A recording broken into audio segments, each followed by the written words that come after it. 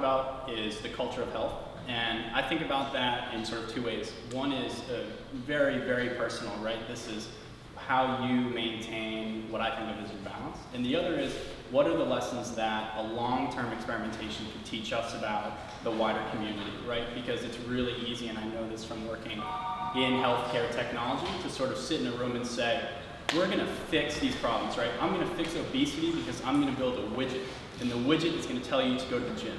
Or I'm gonna send you a text message and tell you to stop eating. And when we sort of delve into our own behavior and we're trying to really resolve a serious issue, we start to think, that might not be enough, right? In concept it sounds good, but it's not gonna take us all the way there. So I'll give a little background. I appreciate the introduction. So I have accumulated a range of injuries. I grew up really enjoying being active in specific kinds of sports like climbing and mountain biking and surfing, where the thrill is in sort of having as much fun as you can without getting hurt, and once in a while you get hurt. And if you do that for a decade, you amass a lot of those. So by the time I was about 22, they started to catch up with me. So I had broken my back rock climbing. I think I had over 10 broken bones from general sports. And I had, when I was 16, I was in a car crash, and I cut my ankle in a way that essentially shut off the function of 3 of my toes. So I kind of went from injury to injury, and like a lot of athletes do, you say, well, you know, I can't really, my lateral cuts aren't as good, so I can't play lacrosse anymore. So I'll get into climbing, right? Because I don't need as much leg use in climbing. But then you kind of break your back climbing, and you say, I'm running out of options here, so I'm gonna need to regenerate. And the prospect of regenerating in the early to mid-20s is a lot more difficult than it is when you're 12, and much more difficult than it is when you're like 8. So the first approach that I took was what I would think of as the Western medical approach. It's what was comfortable for me. I was working, doing product development in a hospital system, so I was familiar. And the approach was essentially, you go to an orthopedist, you have general complaints, maybe you go to PT. If you don't get through that, or your outcome isn't satisfactory, you have surgery, and then the cycle kind of repeats again, right? Maybe you recover from surgery with PT, maybe you're back into surgery.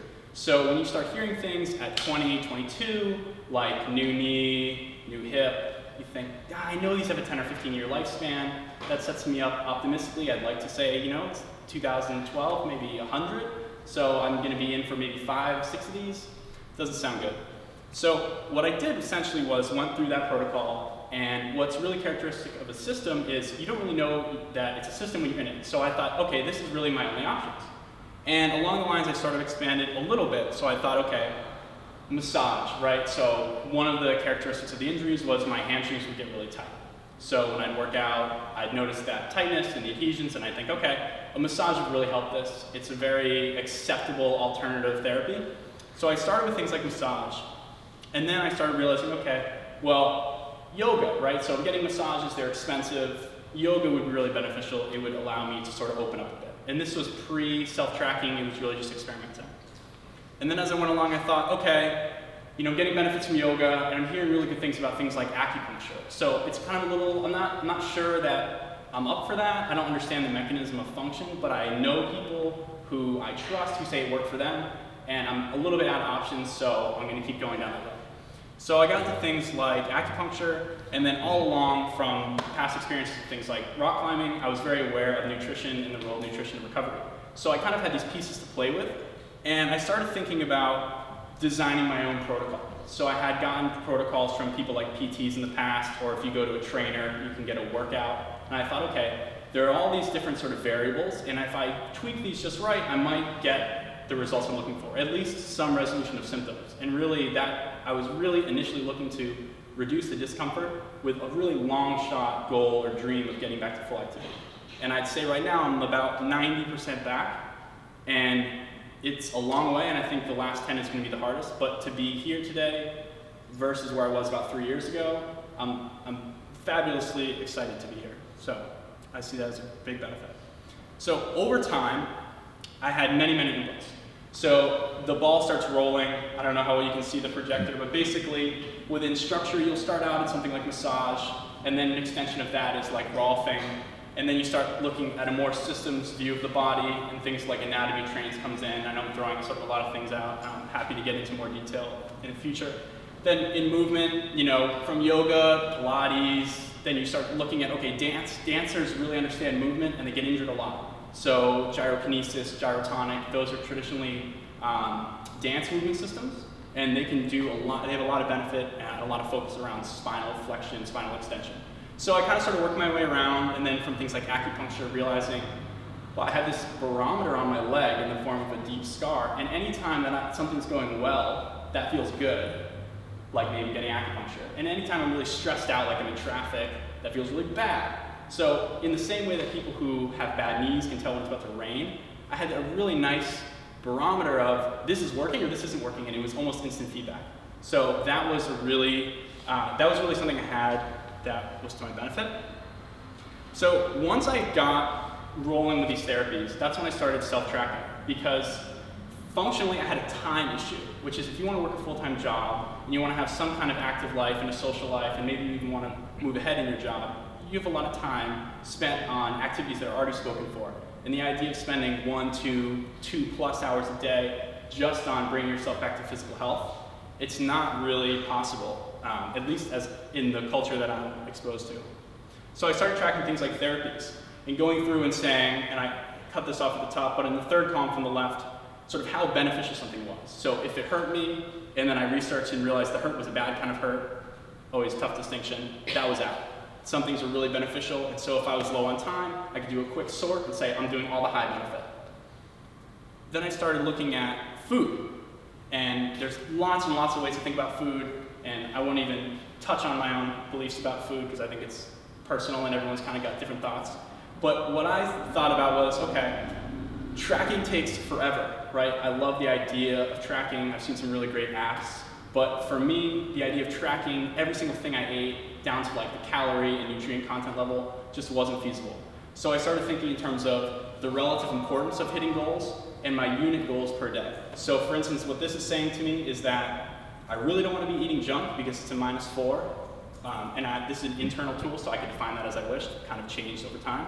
I really didn't want to be eating simple carbs, but I really wanted to be focusing on whole grains, healthy fats, fruits, vegetables, water, and lean protein.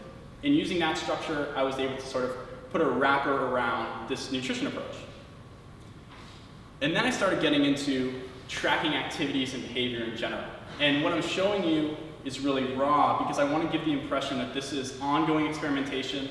It's not experimentation with the thought of spinning it off into a startup. It's not to be published. It's just for personal benefit. And I think that's a distinction that's important to be made because you reach different conclusions. You have more flexibility to go in the direction that you see fit, right? I didn't get a grant where I have to come back and say, I achieved this or I didn't. I was able to sort of pivot and say, this is interesting to me, this is interesting, therefore I'm going to go with it. So what you can see here is basically that I was ranking activities. So right here, there's goals, which are primary goal is health. I had factors like exercise, diet, stress reduction, and reducing unhealthy behaviors. And I exploded out stress reduction to include things like yoga, sleep, meditation, reading, and some things I thought were negative, like simple carbs or coffee. And I gave activities like CrossFit, surfing, running, values, like factors towards my goal. So what I was able to do in a given day with this and with nutrition was give myself kind of a point score. So if I said, I want to be plus in terms of regeneration, this is a really quick way for me to say, okay, I ate some really bad stuff, drank a lot of coffee, I didn't sleep, maybe I overexerted working out, or maybe I didn't work out. So that's a negative day for me. And it's a really easy way to sort of think about your life in the passage of time, plus minus, right? It's really binary. So then I started, this was a real breakthrough. I started caring a lot about time, right? Because this stuff takes time, and also I'm interested just in general about maximizing time. So I use Google Calendar to build for myself what I call loosely life blocks. And basically what it does is it allows me to visually break down what I'm doing and for how long in the day, and then export that data. So I can map this, like here it says training with Adrian. I can map that as a workout, and each color is different for different kinds of activities. So it kind of lets me see really quickly. This is all work. Okay, I spent a lot of time at work, I'm working on that. But that's a tricky one to get out of the way. So what I learned from this was really profound. Culture is unbelievably coercive in terms of how you spend your time and the demands on you.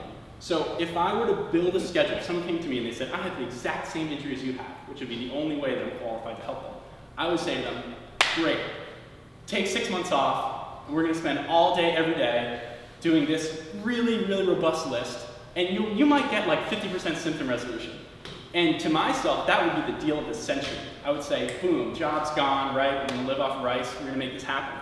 But if you don't live in that world, you don't care a lot about time. So I want to transition into sort of some lessons I learned, because this is the QS, right? It's about data. And I come from a company where we gather a lot of data. I'm excited by data. And I thought, you know what? Michael wants to talk about data. I'm going to hit these guys with so much data they don't know what to do with themselves, and it's going to be amazing. And then I thought, you know, that's not really the story, okay? For me, the data helped to outline some other factors that I think, for me, were potentially more important. So the data was important to get into it, and then there were sort of other realizations along the way. And that's what I'd like to show to you, because I think that's what, when you zoom out of my particular situation and think about the general, as in general individuals or general population, I think that's what's really helpful. What I came to realize from going through this myriad of cultures and sort of their concepts around health was that every culture really has a framework to think about health and wellness. And each of these systems, whether you want to say like Thai massage or acupuncture, and the list could go on, they all have a concept of balance that's relevant to their particular culture. So the metaphors might be different, and you can't always one-to-one map to Western medicine. But if you think about them sort of as their own thing, and in terms of the goal of helping people to maintain balance throughout their lives, then they're all quite complete systems. They're all complete, and when you look at many of them, you realize that none of them are complete. That it would be possible for each individual, if we had the tools to realize sort of exactly the situation you're in, we could cherry pick and pluck from world traditions of healing and build ourselves a system of health and balance that's far superior to anything that exists today. And largely, that's furnished by the internet. The fact that I can learn things from individuals who are all, cost over $50 an hour to see almost any bodywork person, and then you can go back and do 10 hours of research on everything they said, and you can come away with, a basic understanding at least of concepts, and you can refine that as you go. So I realized that these frameworks are helping people to deal with physical demands. They're helping people to sort of balance out their available diet. They're helping people with seasonal adaptation. That's sort of a more Eastern concept, but for instance, a lesson I learned surfing in the winter, you don't want to eat like a lot of vegetables uncooked and then go surfing in 30-degree water. That's really obvious to some cultures, and to me, unfortunately, was not obvious. So there's ideas about sort of what do you eat in the winter for warmth, right? If you think about our traditions, we tend to eat more root vegetables in the winter, more proteins. And so there's balances that each culture have that sort of help us to stay in the state of equilibrium. So I realized that what I was doing in this whole process was not actually going and being manipulated by professionals to try to heal. What I was trying to do was regain homeostasis. And I'll read this out for you because the projector's not as crisp. It's the tendency towards a relatively stable equilibrium between interdependent elements, especially as maintained by physiological processes. So I thought that I was going and getting massages, going to yoga, because I was trying to fix problems, but really what I was trying to do was regain balance. So that was a really big transition for me. And what I realized once I started thinking about these systems in that way is that they all share a really common focus. There's focus on the breath. If you think about yoga, right? People think about breathing. Sometimes they'll say, let's say you're in a warrior pose, and they say, okay, breathe into your hip flexor. So there's this idea of moving the breath, right? Using your intent, your mind, to move breath, circulation, whatever sort of metaphor you want to use, through the body. And that this openness, this movement, was good. We wanted it. So we don't want to be restricted, whether that's a tourniquet that you tie on yourself, whether that's fascial restriction around a muscle or an injury site. We don't want to be restricted. So we have ideas of gross movement. Now again, I'll go back to yoga. And then we also have ideas within movement of awareness and sort of self-knowledge. So let me give you an example. In Western culture, most of the things we do around activity, we go to the end range of motion. So if you, say, get into a deep squat to lift, you're probably going to get into that squat really fast. Or in yoga, there's a lot of pressure within classes, no matter what the culture is, no matter where I've been. People want to sort of get more, right? I want to get more extension, I want to get more flexion, I want to get deeper into my hamstrings, and they'll even come around and sort of move you. Well, there's another way of thinking about it when you want to recover from an injury that says you've probably so compensated over the years that you can do the gross motor, right? So I can, stand and move my foot and all that stuff. But you break it down to the really, really, really precise and say, I want you to do this specific motion really slowly and in control the whole time. Very, very difficult to do. So I realized that a lot of what I thought was my physical capacity was not. It was just me kind of slamming from one motion to another and not being fully controlled all the way through. And that actually has a lot to do with movement throughout the body, not just gross movement like moving around, but the circulation system, the lymphatic system, all these things are affected. And the last thing that I saw in all these systems was the idea of intention, or the idea of the mind controlling things like the breath, and the mind through the breath and movement sort of becoming this thing that teaches you about awareness. So I'll give you, this is very amorphous, so I'll give you a really concrete example. So I couldn't feel my little toe and the second two toes of my left foot. So what I would do, and what was the most effective thing, never read it, never seen it anywhere, was myofascial release, so things like foam rolling you might have seen, but using like a tennis ball or a golf ball on the bottom of the foot. Then extended meditation, targeted towards relaxation, so this is using something called the relaxation response, where maybe you go from the top of your head to the bottom of your feet, thinking that as you go you're relaxing down and down and down and down. And then, if any of you have seen Kill Bill, when she's sort of waking up and saying move, yeah, apparently that really works. But it works a lot better if you can ground down to a really calm and receptive state. And actually, it doesn't work at all when you're nervous. So before, say, a big board meeting, you're not gonna make any gains, right? The body has this idea. It's all the time saying, am I safe or am I unsafe? Am I safe, am I safe, am I safe? And if you get hurt, like if you break your back, you'll realize actually there's more going on. So my startle reflex when I broke my back changed, okay? Now when I startle away from the injury. So the body knows what you've done to it, and it's gonna keep kicking up this question, am I safe, am I safe, am I safe? And in our culture, when you have things like deadlines at work, and there's sort of like, I hope this thing doesn't come back to bite me, I hope this friend of mine doesn't get mad at me, the message is kind of like, no, you're not, you're definitely not, you may not unsafe, but you're not safe. And that's not an environment where the body can heal. So what I took from all this is that all of these systems, they're a roadmap from culture to help us to manipulate our parasympathetic nervous system. And the idea essentially is that this is the system that's responsible for relaxation of muscles. It's responsible for slowing of the heart rate. It's going to affect your respiration. It's going to lower your blood pressure. And most importantly for me, immune function benefits, especially white blood cells, and supports rest and sleep. So to me, what this equaled was healing. That the more time that I could spend in this state, the more I would heal. So the body's really smart with resources. So if you think of fight or flight, when you are scared, you stop digesting. Why? Because why should you be digesting? You should be running away from predators. So if you want to bring your body into a state where the majority of the time, or as much of the time as possible, it's saying, I'm actually in a pretty good place to work on these old injuries, right? Because the body only heals to the point that it needs to, based on stimulus. It already thought it healed enough, and I had a different opinion of it, right? I said, I'd like higher performance. So go on back and address these things you think you've already addressed.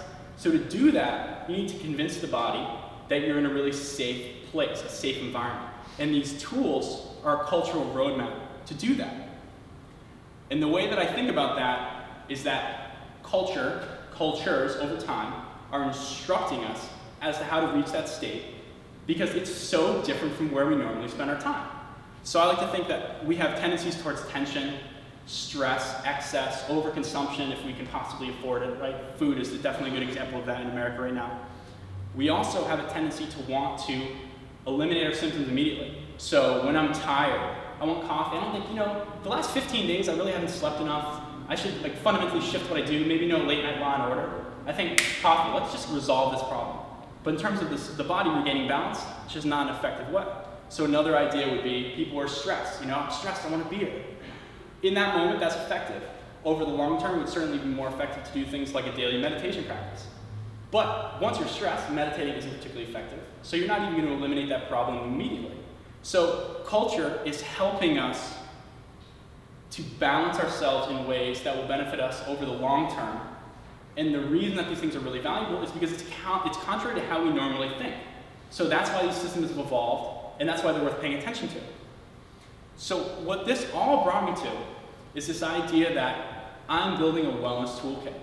I'm building skills from everything I've learned and from each person that I've talked to. And I can apply these skills or these tools to bring myself into a state of balance. So that could be emotional, could be physical, right? You tweak your calf. So acupuncture is gonna have some things to say about that. Each system is gonna tell you something a little bit different. And when you zoom out and you say, what's the core here? You're gonna find threads there that are gonna be highly instructive to you. So what I would like to leave you with is, as we think about data, right? Data is really, really valuable.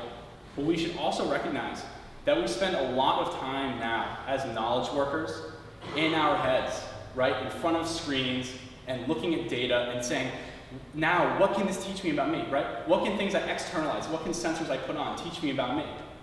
And what I would like to impart humbly as a suggestion is, as we look at data, we should also go inward, because the two together are gonna teach us things that we didn't even know to look for.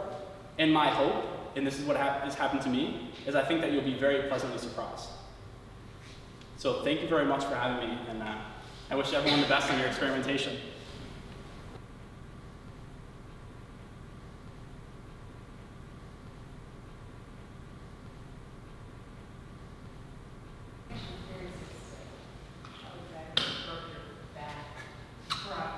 Yeah. Okay, so bad judgment is like the number one always. I have a video of it, which I was thinking about showing to kind of snap people into this is why I care, now pay attention. So I decided that might be a little bit of a distraction. So I can show you later, but the short answer is rock climbing high above the ground without ropes over pads, and if you fall in a certain way and the pads don't move, you miss them and you didn't have any pads. I would say that support over time came from people who I met based on shared interests. So like the first massage therapist I went to, I surf with at least once a month. So I see these people around and they become friends because they don't frequently encounter people who non-stop pepper them with questions like an entire session. And some really don't like that, and some are like, what's going on here? Like, you actually are interested, you don't want to just have me do things and you magically recover. So I think I made a network of friends and people like Michael just through these shared interests around wellness and quantification, self-tracking. But I wouldn't say that there's a really strong network of support or even something to help people get started down this road. So if I wasn't already working on IT systems around health and already sort of passionately interested in this area, I don't think I would have kept on it. So the first physician, not the first, but the last orthopedist I went to, handed me an ankle brace and said, new hip, new knee, wear this brace every day, never run again. And that was a really low point. And then after that, I kind of zeroed out, bottomed out, which wasn't even such a bad bottom out, and then it's been just uphill from there. But to beat your question to death, I would say that support systems and developing systems that help people connect to various different modalities and help people sort of understand what the possible benefits could be are sorely needed and could lower our healthcare costs tremendously. It certainly looks like you collected an awful lot of data and you showed a lot of raw data there. Yeah. Curious as to what, if anything, you've done to help facilitate all that tracking. Yeah. Or has it been in your experience just an awful lot of spreadsheets and? No, so that's interesting. So I work for I co-founded a company called Health Rages, and we use sensors and self-report data basically for automated coaching to help individuals establish healthy habits. So I live in the sensor world and in the data crunching world, and I love the Fitbit and the Job One Up. Hopefully next version will be better. And I love all that stuff. I've got sensors on now, and I have data, I've crunched data, it's valuable. For me, I find like once I've tracked something for a week or two, I kind of understand my baseline, like steps is a good example. So what became a lot more valuable to me as I built the sort of more internal focusing tools and knowledge set was to pay attention to that, and then in the context of the data. So I don't do as much, I worry less about what I can glean from the data so much as that building the process and thinking about the data, put that in sort of the front of my mind and it stayed there. So I found that to be very beneficial. So how do you convince people to go through your journey? Obviously that's kind of what you guys are focused on. How do you create urgency And given that, you know, you have these little discoveries along the way and maybe bigger ones after you've done it for a longer period of time, like how do you motivate people to actually go and learn, right? Because probably most of us have tried a few of the things that you've done, but then you sort of quit and say, Yeah, that's a really interesting question. I can say I haven't really invested a lot of energy in trying to convince other people to do things in general. I think that what is helpful is to talk about all of these systems sort of as in line with like a common goal.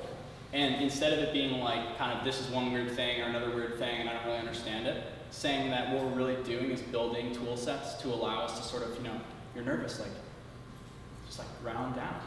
Relax. And those are learned tools. They don't take that long to learn, but I would not trade undoing all my injuries for losing the skill set that I've learned. Because that in itself has brought me so much happiness and I expect will down the line. So I think it's generally a leading by example, but I think we should do a better job as a culture of curating the world knowledge around health, because there's nobody here who'd say their grandfather was less intelligent than they are today. But we have an awful habit of sort of dismissing everything that's not the newest wave of science in America. And to me, that presupposes that everyone else in the world doesn't know what they're talking about. We've all been in the same bodies, and we've got over 10,000 years of history and best practices related to maintaining balance. So I think over time, we will recognize that. And I think the increasing popularity of alternative medicine is a sign of that. I like that you mentioned the awareness part of being integrated into the data for musicians. And as a musician, before I started, you know, writing about reading and music, I was noticed that I was playing really stiff. Yep. You know, sort of, you know, on top of the beat or whatever. And then when I started focusing more on movement and breathing, things like that, all of a sudden my time got better, I was able to be better and play with other musicians just much better. So I'm like that you mentioned that. It's all about one of the like where I am in music, where I am with other people, how my body is reacting to music, and how I'm, you know, being part of it. Well, I'm so glad you had that experience. Yeah, that's exactly what I'm talking about. And my exposure to the breath before getting hurt was through rock climbing. And you know, at the point where your breath gets heavy, that's a bad place to be. So that, just like you're saying, like being in the flow and having that fluidity is really facilitated by the breath. And archers know that. I mean, almost anybody in sports is going to talk about breath, which is, you know, another cross connection, right? A way to talk to people. People say, that's weird, you talk about the breath. It's like, go look at every elite athlete in the world and talk to them about the breath. They'll have a lot to say. Cool. Great. Thanks again. Yeah, thank you so much, guys. It's you know, I know this is really about data, and it's been a real pleasure to talk with you.